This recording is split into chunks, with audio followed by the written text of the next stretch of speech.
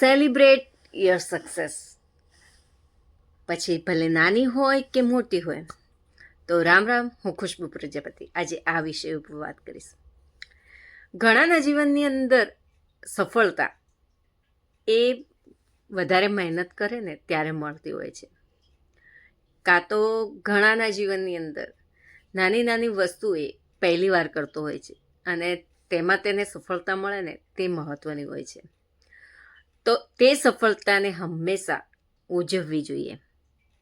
જેમ કે કોઈ વિદ્યાર્થી બહુ મહેનત કરે છે પણ તેને ક્યારે પાસ થતો નથી, કાં તો તે વધારે ટકા આવતા નથી. પણ જો તે મહેનત કરે છે અને તે પાસ થાય છે ને તો પણ તેના માટે ખૂબ મોટી સફળતા છે. તો હંમેશા તેને સેલિબ્રેટ કરવી જોઈએ. તેવી જ રીતે કોઈ દીકરી ક્યારેક રસોડામાં ગઈ જ ના હોય, ક્યારેક રસોઈ બનાવી પણ ના હોય, પણ તે બનાવવાનો પ્રયત્ન કરે છે. ભલે તેમાં સ્વાદ ના હોય, પણ તે તેના માટે મોટી સફળતા છે. તો તેને પણ સેલિબ્રેટ કરવી જોઈએ. પછી એવી ઘણી નાની નાની વસ્તુઓ છે જેમાં જે પહેલી વખતે સફળ થાય છે તો તેને સેલિબ્રેટ કરવી જોઈએ.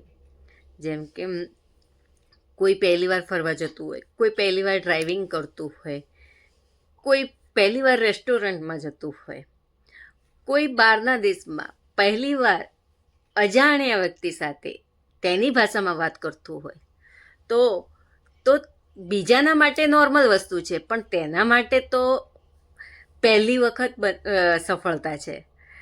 તો હંમેશા તેને સેલિબ્રેટ કરવી જોઈએ. તો પોતાના જીવનની અંદર કંઈ પણ આવી નાની નાની વસ્તુઓનું જ્યારે પણ તમે સફળ થાવ છો ને તો તેને સેલિબ્રેટ કરવી જોઈએ. તો આ વાત તમને કેવી લાગી? વાત ગમી હોય તો લાઈક કરજો, શેર કરજો અને મારા પેજ સંસાર અને સંસ્કારને ફોલો કરજો. ધન્યવાદ.